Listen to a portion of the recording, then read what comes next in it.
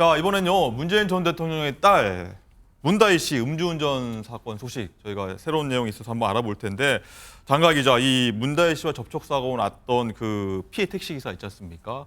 여기에 인터뷰가 나왔는데 이 문다희 씨의 그 만취 상태 정도를 설명을 했는데 꽤 구체적으로 얘기를 했더라고요. 그렇습니다. 택시기사가 이 다혜 씨 차량과 사고가 나기 직전에 손님을 태워서 막 출발을 하려던 상황이었는데 네. 자, 바로 옆 차선, 1차선에서 차선을 변경한 문다혜 씨의 이 캐스퍼 차량이 택시와 부딪히게 됐습니다. 자, 사고 직후 택시기사가 문다혜 씨와 얘기를 좀 나눠보려고 했는데 문다혜 씨가 말을 못할 만큼 혀가 꼬부라져 있었고 그런데 운전을 했다. 그렇습니다. 술 냄새도 굉장히 많이 났다라고 당시 기억을 회상을 했습니다. 자, 또 사고 시점이 토요일 새벽이었기 때문에 이태원에는 새벽에도 사람들이 참 많잖아요. 그렇죠. 그런데 이 만약 택시기사가 자신의 차량과 부딪히지 않았다면 오히려 정말 큰 사고가 날 뻔했다면서 그래서 저 인명 굉장히 많습니다. 그렇습니다. 그래서 오히려 자신의 차량과 조금은 좀 가볍게 이렇게 접촉사고가 난 게 오히려 다행이 아닌가라는 말까지 했습니다. 자, 김은배 팀장님, 이 정도 사고 난 게 오히려 다행이라고 택시기사가 얘기를 하는데 굉장히 인사불성이었던 것 같습니다. 그렇습니다. 사항을 돌이켜보면 10월 5일 날 새벽 2시 40분경입니다.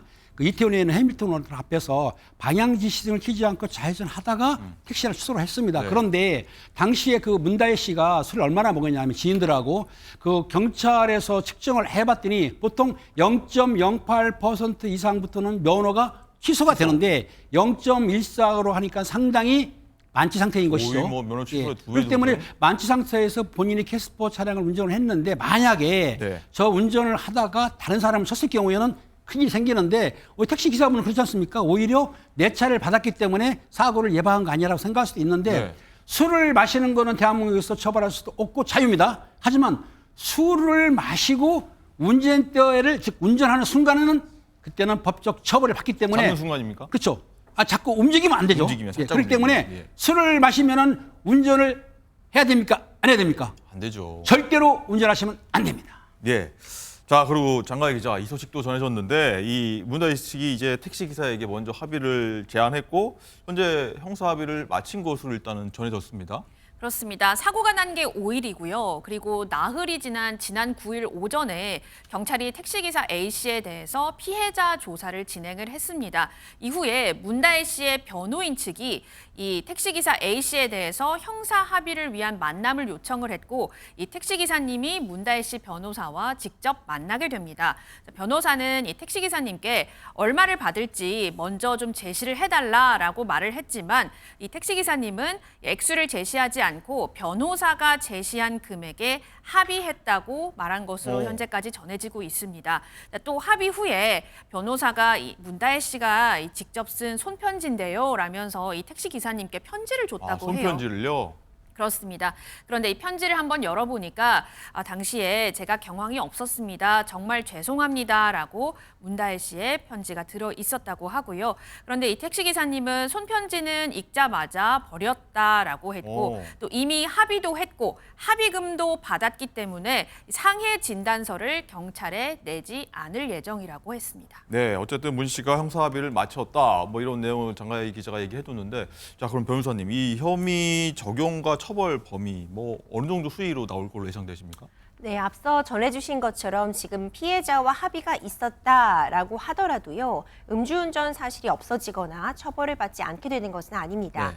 다만 합의 유무는 양형을 결정하는 데 있어서 굉장히 중요한 요소가 되기 때문에 이렇게 이 피해자와 합의를 했고 상해 진단서가 제출되지 않는 부분은 참작을 되는 데 있어서는 분명 유리한 상황으로 진행될 가능성이 매우 높은 상황입니다. 기본적으로 지금 이번 상황 음주운전 혐의만 적용이 되느냐 아니면은 피해자가 상해까지 입은 부분이 입증이 되어서 위험 운전 치사한까지 적용이 되느냐가 굉장히 큰 관심을 받고 네. 있습니다. 그럴 수밖에 없는 것이 지금 혈중 알코올 농도는 0.149%로 나와 있기 때문에 이 법에 따르면은 1년 이상 2년 이하의 징역, 500만 원 이상 1,000만 원 이하의 벌금에 처해질 수 있는 죄고요. 하지만 만약 피해자가 상해까지가 인정이 된다면 위험 운전 치사항이 적용이 된다면 1년 이상 15년 이하의 오. 징역으로 형량이 대폭 높아질 수 있는 그런 상황이었습니다. 지금까지 전해지는 바에 따르면 뭐 진단서도 제출하지 않겠다고 했고 합의가 됐다고 하기 때문에 위험운전치상이 적용되지 않는다면은 음주운전에 대한 부분, 네. 도로교통법상 0.149%의 혈중 알코올 농도에 상응하는 그 처벌 수준이 예상이 되기 때문에 1년 이상 2년 이하의 징역 또는 500만 원 이상 1000만 원 이하의 벌금 수준에서 형량은 정해질 수 있을 거라 봅니다. 그렇군요. 어쨌든 이 사고가 난 지 벌써 12일, 그러니까 거의 2주 가까이 가고 있는데 저희가 다 전해드린 소식은 알려졌다, 전해졌다 이렇게 얘기를 하고 있는데 문다혜 씨가 아직 입장을 밝히지 않기 때문에 저희가 주변 취재를 통해서 계속 전해드리고 있는 건데, 자 장가 기자, 어쨌든 뭐 이르면 오늘 출석한다, 경찰서에 출석한다 이런 보도 굉장히 많았습니다. 또 오늘 출석할 수 있다 이런 얘기가 나왔는데 실제로 오늘 서울 용산경찰서에 출석한답니까? 아마 제가 지금 용산경찰서를 담당하는 사건팀 기자하고 계속해서 지금 연락을 하고 있는데 예. 아마 뭐 오늘 뭐 1시에 가능성이 있다. 아마. 네, 뭐 또 오후에 올 것이다라고 얘기가 나오지만 또 이제 내일 나올 가능성이 또 더 높다 또 이런 얘기도 내일요? 나오고 있습니다. 왜 자꾸 이게 말이 바뀌냐면 예. 경찰서에서 지금 확인을 해주지 않고 있는 상황이라서 그렇거든요. 그리고 지금 경찰과 문다혜 씨 측이 계속해서 지금 일정을 조율하는 것으로 알려지고 있는데 아마 지금 용산경찰서는 다른 곳과 다르게 이제 지하 주차장으로 들어가서 뭐 취재진과 접촉하지 않고 조사를 받을 수 있는 곳도 아니고 일단 정문이나 후문에서 들어오게 되면 훤히 보이기 때문에 아마 문다혜 씨가 굉장한 부담을 좀 느낄 것으로 지금 보이고 있거든요.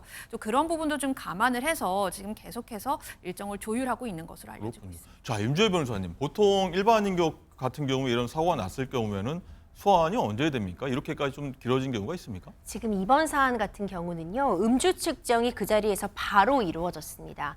만약 도주를 했다거나 해서 나중에 붙잡혀서 좀 빠르게 수사를 진행할 필요, 증거를 확보할 필요가 있다면 더 빠른 소환이 필요했을 거라고 보는데요. 이번 사안 같은 경우는 비교적 이제 증거들이 우리가 영상으로 확인이 가능한 것처럼 CCTV를 통해서 대부분 확보가 되었고요. 혈중 알코올 농도가 나와 있기 때문에 지금 소환을 하는 것 자체가 매우 급박하다고 보기는 어려울 수 있습니다.